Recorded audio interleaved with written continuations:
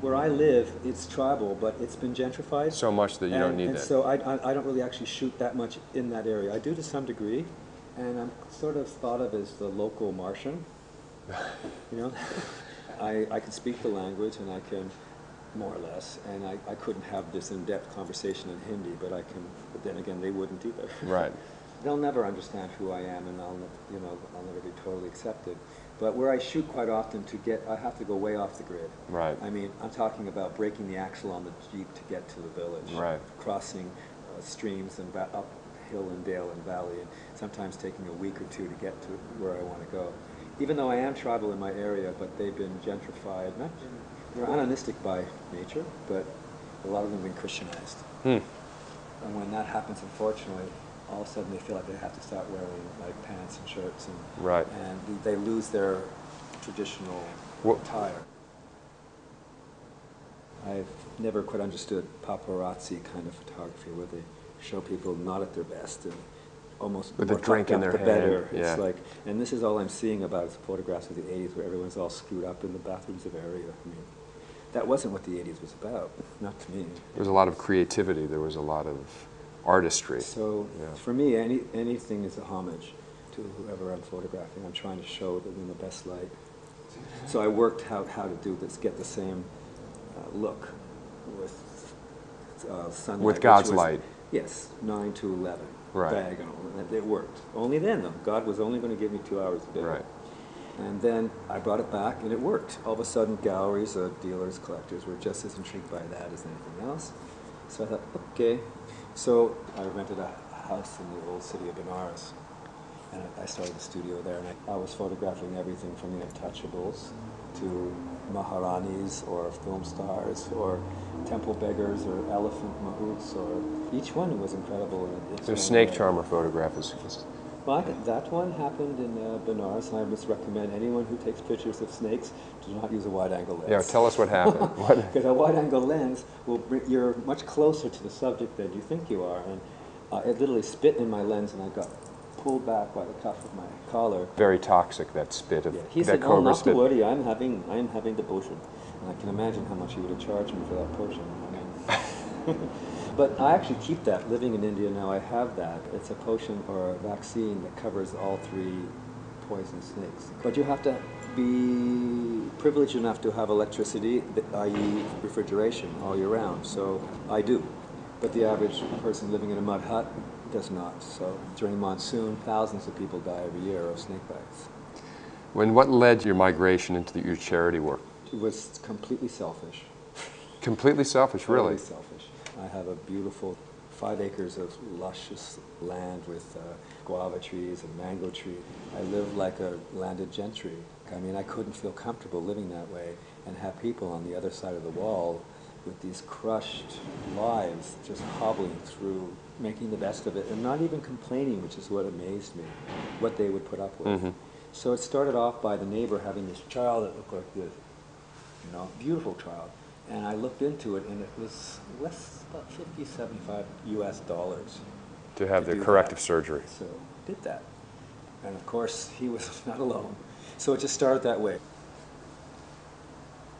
And this, we don't really need a school. What we need is to get people to operations.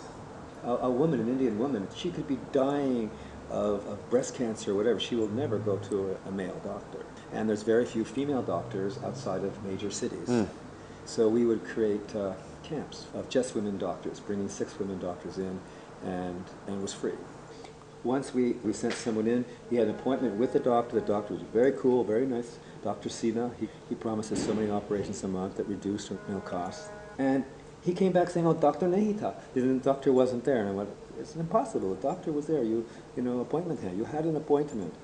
And I would phone up, and the doctor said, "Well, I was waiting for him." The nurse just decided that he was too lowly to see the doctor, stuck him in the corner, and never told the doctor.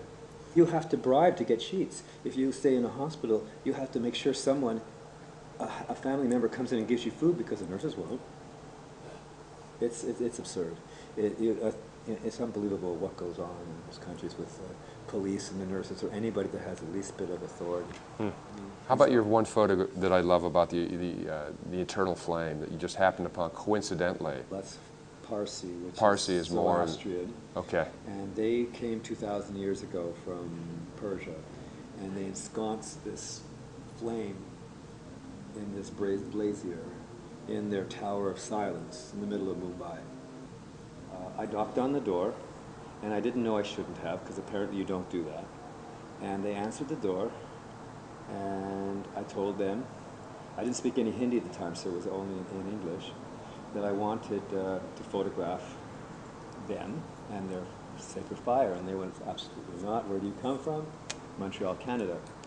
The door closed like the Wizard of, like the Land of Oz. Right. The man at the door, saying, wait a minute. The wizard will not see you. The wizard is not in.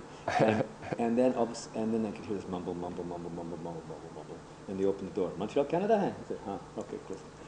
One of the man's child was being sent to Montreal, Canada for an operation, and they thought it was too inauspicious to say no, because here I was from that same place.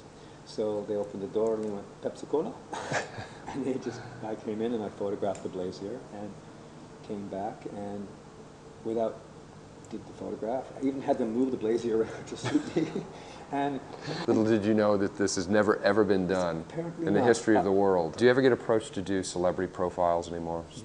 And how do you handle that when somebody says, oh, you know, so-and-so, some high-profile celebrity? Like, I don't want to do it, so I usually charge so much money that they're just flabbergasted, or else I just basically are not available. I've become a social hermit. Right. I'm social amongst my inner circles, but outside of that circle, I'm pretty much a hermit. And I'll still keep my proverbial foot in the door in New York, because I have some good friends, and you know, I do that whole thing. If you can do it in New York, you can make it here. You can make it anywhere. It's a cachet that I'm not going to give up. Where would you like to take your work in the next 5 to 10 years? You know, I'm actually, where I'd like to take it, in terms of artistically, nowhere. I'm right where I want to be, and I want to just photograph eventually the majority of these tribes. Not all of them, I'm not old enough to be able to do that, but I want to get a good cross-section. And if I would be so lucky as Edward Curtis to be able to get volumes of books published on it, that's where I would like to go. For the upstarts in our industry, it's got to be more difficult today. The cost of entry is so much cheaper than it was when we started out. Everyone has a MySpace page. Everyone has a forum to show their work publicly. How do you differentiate yourself as an upstart? How do you make a difference? What are your thoughts about that for the young photographer who may say, God, your life sounds so incredibly romantic. I'd love to pursue that as a lifestyle. Well, I think that the word is pursue.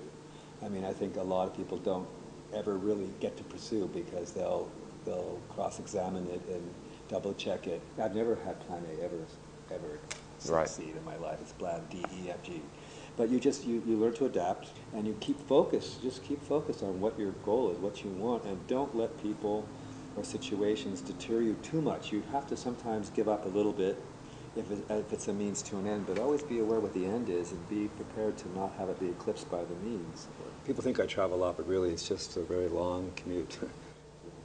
I think that's a good point to stop. Marcus, we look forward to your next show and your next appearance in New York. So do I always do. We'll see you soon on The Culture Catch. Thanks. Bye.